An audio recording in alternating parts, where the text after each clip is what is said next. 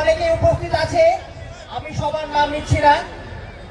যাই হোক, আপনারা যারা এখানে উপস্থিত আছেন এবং কালীনগর 1 নম্বর গ্রাম পঞ্চায়েত সহ রানীনগর 2 ব্লকের যে সমস্ত টিএমসি পার্টির কর্মী সমর্থকরা আছেন, তাদের সবার সকলের প্রত্যেকের মাঠে ময়দানে নেমে কাজ করার সময় চলে এসছে।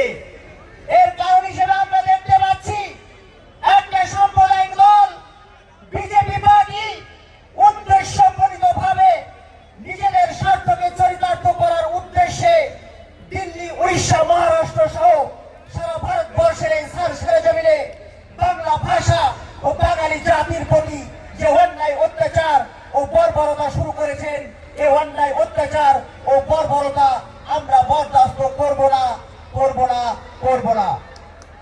উপস্থিত সংগ্রামী বন্ধুগণ, আমি বিজেপির ওই সমস্ত নেতা নেত্রীদের বলতে চাই, আপনারা মাস্তানির রাজনীতিটা বন্ধ করুন, বোমের রাজনীতিটা বন্ধ করুন, প্রতিহিংসার রাজনীতিটা বন্ধ করুন, ন্যায় নীতির রাজনীতিটা করুন, ভ্রাতৃত্ববোধের রাজনীতিটা করুন, সম্প্রীতির রাজনীতিটা করুন।